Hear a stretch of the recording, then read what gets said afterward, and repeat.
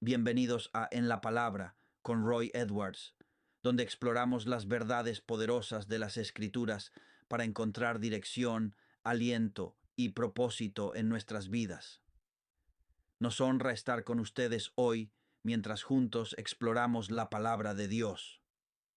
Antes de comenzar, los invito a unirse a nosotros para llegar a más personas con estos mensajes transformadores. Su apoyo nos ayuda a expandir nuestra misión de impactar vidas para Cristo en todo Estados Unidos y el mundo. Para contribuir o explorar recursos adicionales, visiten nuestro sitio web en royedwards.org. Ahora, entremos en la palabra. Este es el Evangelio de Juan. Estamos en la semana 10. Acompáñenme en sus Biblias al capítulo 5, versículo 19 de Juan. Comenzaremos allí. Entonces Jesús les respondió: de cierto os digo, el Hijo del Hombre no puede hacer nada por sí mismo, sino lo que ve hacer al Padre, porque todo lo que él hace, el Hijo también lo hace de igual manera. Aquí Jesús está explicando a los líderes religiosos la naturaleza de su relación y su obra con Dios, el Padre. Y debido a esto, tenemos mucha información sobre la relación entre Dios, el Padre, y Dios, el Hijo. Juan sigue reiterando este pensamiento, y esto es clave. Deben entender esto, que Dios, el Padre, y Jesús, el Hijo, son uno. El Hijo no puede hacer nada por sí mismo, dice aquí. Así que Jesús explicó que Él, como el Hijo de Dios, no hace nada de manera independiente. Estaba y está completamente sometido a la voluntad del Padre. Esto es relevante para la controversia del sábado discutida en los últimos versículos. Esta fue la manera de Jesús de decirles a los líderes religiosos que Él no vino a decirle al hombre sanado que llevara su cama por su propia autoridad.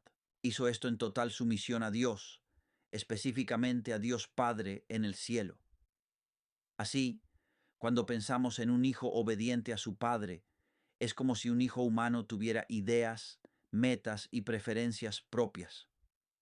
El hijo es una persona independiente, pero esta no es la relación entre Dios Padre y Dios Hijo. Dios y Jesús son uno, compartiendo las mismas ideas, objetivos, agendas y preferencias. Son completamente uno, y debes entender eso. No es que Dios actúe independientemente de su Padre. No puede actuar independientemente porque no hay separación. Son completamente uno en pensamiento, función y forma. Versículo 20. Porque el Padre ama al Hijo y le muestra todo lo que hace, y le mostrará obras mayores para que os maravilléis. Versículo 21. Porque así como el Padre levanta a los muertos y les da vida, así también el Hijo da vida a quien Él quiere. Si su estudio de las Escrituras fuera preciso y sincero, verían que el Antiguo Testamento hablaba del Mesías, de Dios el Hijo. Su reconocimiento y fe en Jesús reflejaban su verdadero entendimiento de las Escrituras, pero no lo vieron. Versículo 40. No están dispuestos a venir a mí para tener vida. Los líderes religiosos no estaban dispuestos, aunque tenían todo el testimonio posible. Tenían las Escrituras y el texto. Se preocupaban por el honor de los hombres, no por el honor de Dios. Jesús dejó claro que tener vida se encuentra en cumplir el mandato de venir a Él, porque Jesucristo es una persona viva, llena de poder para salvar. No ha puesto su salvación en sacramentos, libros o sacerdotes, sino en sí mismo. Y si quieres tenerla, debes venir a Él. Su negativa a venir a Jesús fue a pesar de su búsqueda en las Escrituras. Buscaban en las Escrituras, pero no venían a Jesús. Versículo 41. No recibo honor de los hombres. Escuchen. Jesús no necesitaba su aprobación ni su honor, porque era independiente de esas apariencias. Además, sabía lo que había en el corazón del hombre. Un día te honrarán, y al siguiente pedirán tu muerte. Versículo 42. Pero yo los conozco, dijo, que no tienen el amor de Dios en ustedes. Las razones del rechazo eran del corazón, no de la mente. Estos líderes religiosos podían esconderse detrás de excusas intelectuales, pero su verdadera falta era de amor y deseo por el honor que viene de Dios. Versículo 43. He venido en nombre de mi Padre, y no me reciben. Si otro viene en su propio nombre, a ese lo recibirán. Jesús está profetizando que los descendientes de estos líderes religiosos abrazarán a un falso Cristo, un anticristo que vendrá en su propio nombre. El rechazo de Jesús los dejó abiertos a una terrible decepción. Estas palabras se refieren principalmente al falso ídolo Mesías, el anticristo que aparecerá en los últimos días en 2 de Tesalonicenses 2, 8 al 12. Y aquellos que buscarán su apariencia será según la obra de Satanás, su padre, Juan 8:44. ¿Cómo pueden creer ustedes que reciben honor unos de otros y no buscan el honor que viene solo de Dios? Ven el error fatal de los líderes religiosos en los días de Jesús, y desde entonces el orgullo.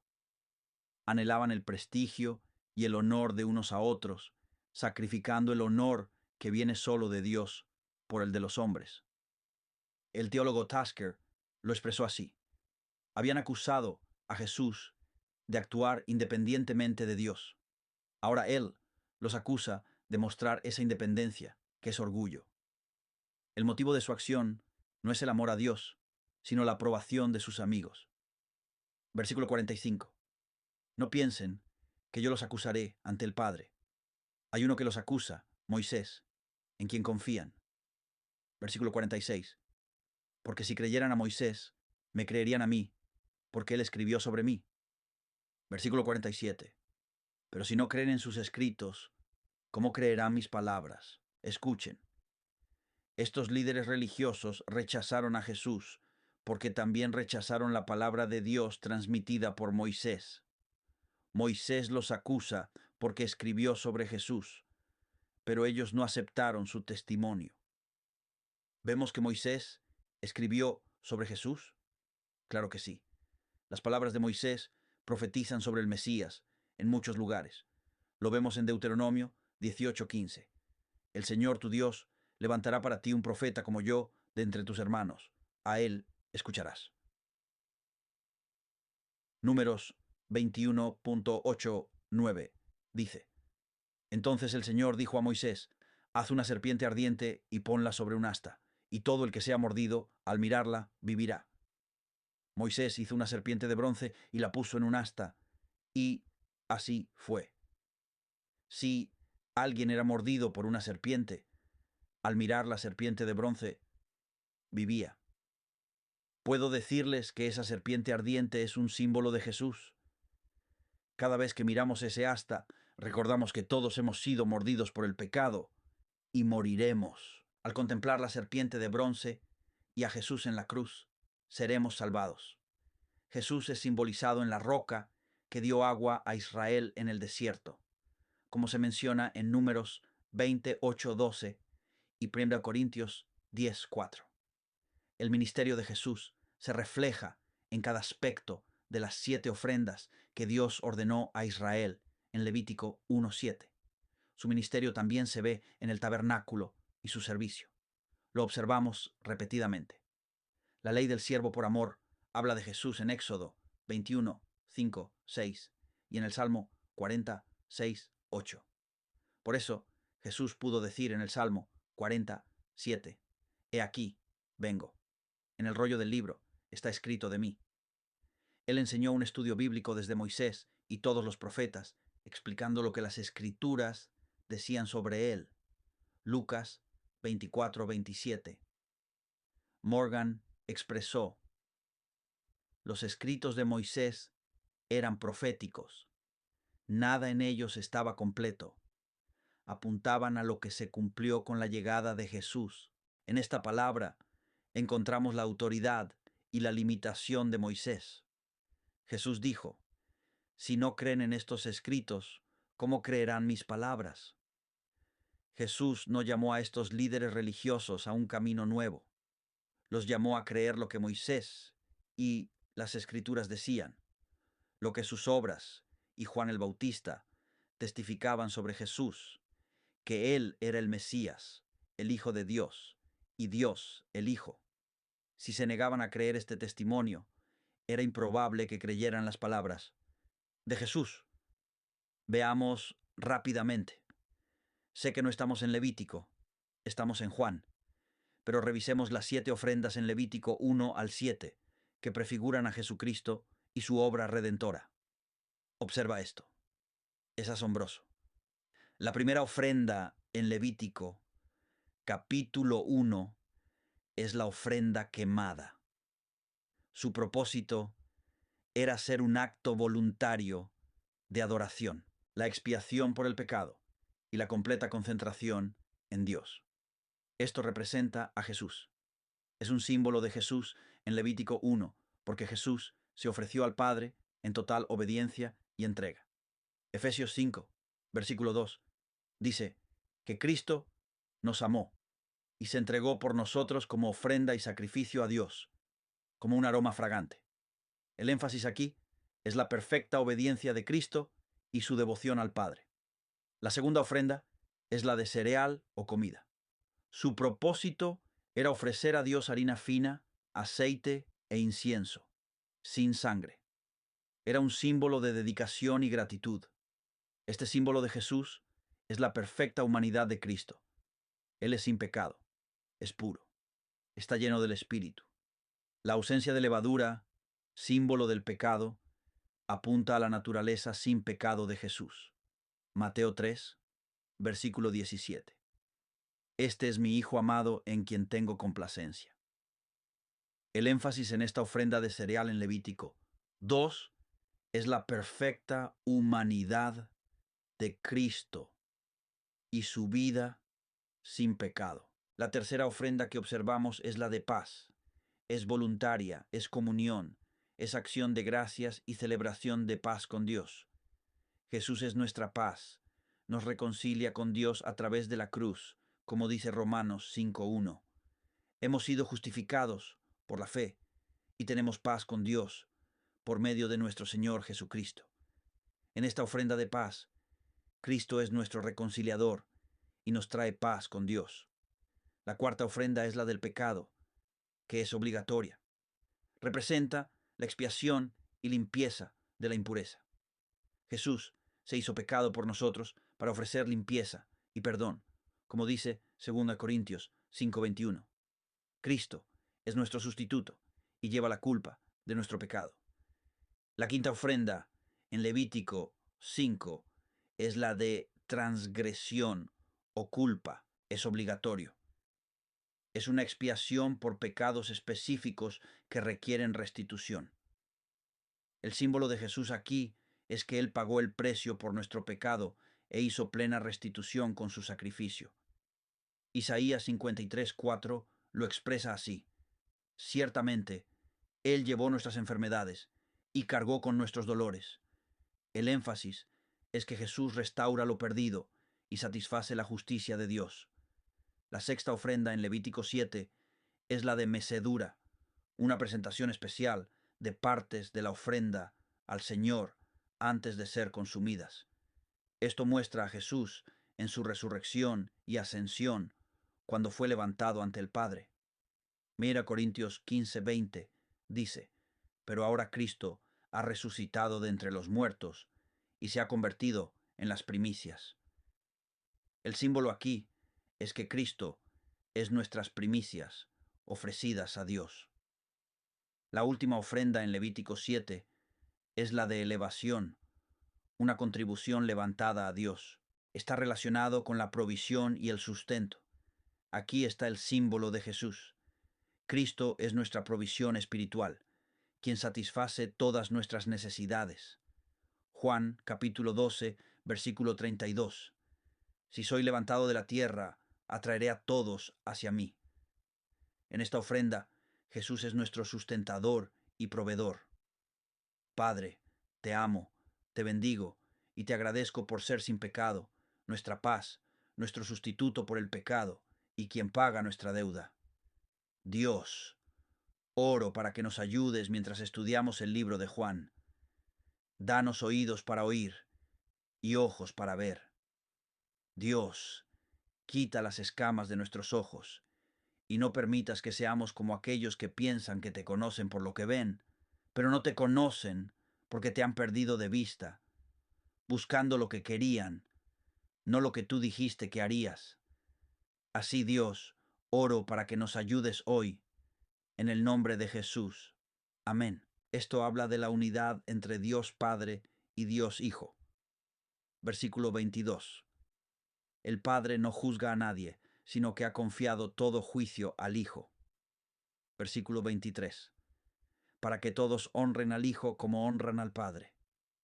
Quien no honra al Hijo, no honra al Padre que lo envió. Así que, cuando dice que todos deben honrar al Hijo como honran al Padre, Dios Padre dio el juicio al Hijo para que la gente honre a Jesús como debe. Y como deben honrar al Hijo, así deben honrar al Padre. No honrar a Dios. Hijo significa que es imposible honrar a Dios Padre, quien envió al Hijo. Esto es una clara afirmación de la deidad de Jesús. Jesús se designaba a sí mismo como el Hijo de Dios. Debes entender que Él se designa a sí mismo así. Sería idolatría no honrar al Hijo como al Padre. Versículo 24. De cierto os digo, quien oye mi palabra y cree en quien me envió, tiene vida eterna y no vendrá a juicio, sino que ha pasado de muerte a vida. Cuando Él dice que quien oye mi palabra y cree en aquel que me envió tiene vida eterna, esto es lo que significa. Jesús está explicando a los asombrados líderes religiosos que aquellos que escucharan su palabra tendrían vida eterna, conectada con la eternidad, y la tendrían ahora mismo. Verán, porque Juan 3:16 lo declaró claramente, creer en Jesús, en el sentido de confiar y depender de Él, es el camino hacia la vida eterna. Aquí Jesús dijo que escuchar su palabra y creer en el Padre, quien me envió, es el camino hacia la vida eterna, porque el Padre y el Hijo están tan unidos en su obra, que cada uno es verdadero del otro. La verdadera creencia en el Padre es creer en el Hijo, y la verdadera creencia en el Hijo es creer en el Padre. Con estas palabras, Jesús se elevó por encima de cualquier simple hombre. Piénsalo así. Él dice, escucha mi palabra y ten vida eterna. Esto era o bien el discurso de un loco o las palabras de Dios mismo, sin terreno neutral. Así que dice aquí en este versículo, no vendrá a juicio, sino que ha pasado de la muerte a la vida.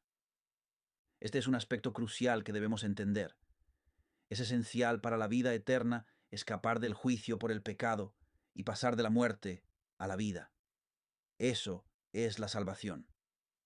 Versículo 25.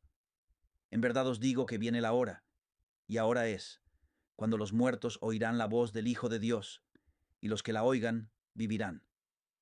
Versículo 26. Porque como el Padre tiene vida en sí mismo, así también ha concedido al Hijo tener vida en sí mismo. Versículo 27. Y le ha dado autoridad para ejecutar juicio también, porque es el Hijo del Hombre. Versículo 28. No os asombréis de esto, porque viene la hora en que todos los que están en los sepulcros oirán su voz. Versículo 29. Y saldrán los que hicieron el bien a la resurrección de vida, y los que hicieron el mal a la resurrección de condenación. Versículo 30. Yo no puedo hacer nada por mí mismo. Según oigo, juzgo, y mi juicio es justo, porque no busco mi propia voluntad, sino la del Padre que me envió. Versículo 31. Si yo doy testimonio de mí mismo, mi testimonio no es válido. ¿Qué significa eso en el versículo 31? Si yo doy testimonio de mí mismo, mi testimonio no es válido. Verán, como cualquier otra persona, no bastaba con que Jesús afirmara cosas sobre sí mismo. Debía haber testigos externos e independientes de su verdadera identidad y naturaleza, y lo sabía, porque el principio está establecido en Deuteronomio 19:15, que dice que por boca de 2 o 3 testigos se establecerá el asunto. Jesús explicó a los líderes religiosos que Él era Dios, pero su testimonio solo no era suficiente. Versículo 32. Hay otro que da testimonio de mí, y sé que el testimonio que da de mí es verdadero. Lo que dice aquí es esto. Jesús presentó 3 testigos confiables que testifican que Él es igual al Padre. Jesús consideró importante darles razones para creer más allá de lo que Él decía sobre sí mismo. Versículo 33. Ustedes enviaron a Juan, y él ha dado testimonio de la verdad. Verso 34. No recibo testimonio de hombre, pero digo esto para que sean salvos. Verso 35. Él era la lámpara ardiente y brillante, y ustedes se alegraron por un tiempo en su luz. Esta luz brillante y ardiente fue el tributo perfecto a Juan, porque una lámpara lleva luz prestada, no se enciende sola. Juan tenía calidez, no era el frío mensaje del intelecto, sino el mensaje ardiente de un corazón encendido por Dios. Juan tenía luz. La función de la luz es guiar, y Juan señalaba el camino hacia el arrepentimiento hacia Dios. Por naturaleza, una lámpara se consume al dar luz. Juan debía disminuir mientras Jesús crecía. El verdadero testigo siempre se consumirá por Dios, y eso hizo Juan. Verso 36. Pero tengo un testimonio mayor que el de Juan, porque las obras que el Padre me ha dado para completar, esas mismas obras dan testimonio de mí, que el Padre me ha enviado. Entiende esto. La mayoría de los milagros de Jesús fueron actos de compasión y misericordia para personas necesitadas. Estas obras reflejan el corazón de Dios. Los judíos esperaban un Mesías milagroso, no uno que mostrara su poder en simples actos de compasión. Esperaban que el Mesías trajera liberación militar y política a Israel. Pero eso no era el propósito de Jesús. Como los milagros de Jesús no coincidían con sus expectativas, no aceptaron su testimonio. Esto nos enseña a no limitar lo que creemos que Dios puede hacer. Los judíos lo buscaban, pero lo perdieron por sus ideas preconcebidas sobre Dios. Debemos verlo tal como es, no como queremos que sea. Versículo 37. Y el mismo Padre que me envió ha dado testimonio de mí. No habéis oído su voz, ni visto su forma. ¿Cuándo testificó el Padre sobre Jesús? Es simple, en el bautismo.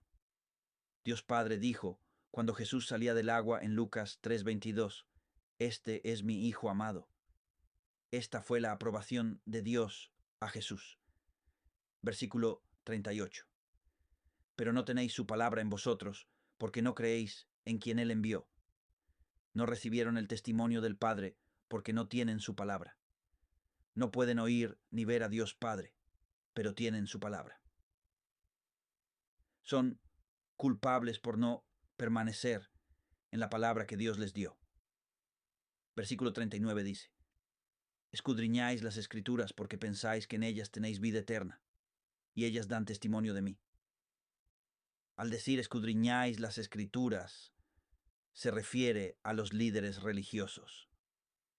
En teoría, los líderes religiosos del tiempo de Jesús amaban y valoraban las Escrituras. Amaban el Antiguo Testamento, lo estudiaban, memorizaban y reflexionaban sobre él cada día, creyendo que la vida eterna se encontraba en la revelación de Dios. Leían con reverencia rígida y supersticiosa, sin penetrar las grandes verdades a las que apuntaban. Berkeley decía que lo leían no para buscar a Dios, sino para encontrar argumentos que respaldaran sus propias ideas. No amaban realmente a Dios, sino sus propias ideas sobre Él, lo cual es aterrador. Escudriñaban las escrituras, implicando un escrutinio minucioso, pero a pesar de su exploración meticulosa, nunca encontraron la pista que los llevaría a Jesús. Estos son los que testifican de mí. Gracias por acompañarme en la palabra con Roy Edwards. Espero que el mensaje de hoy te haya bendecido y animado. Si deseas ayudarnos a llegar a más personas con estas enseñanzas transformadoras, considera apoyarnos. Cada donación contribuye enormemente a compartir la palabra de Dios e impactar vidas. No olvides visitar royedwards.org para más recursos que te ayuden a crecer en tu fe. Hasta la próxima, mantente arraigado en la palabra.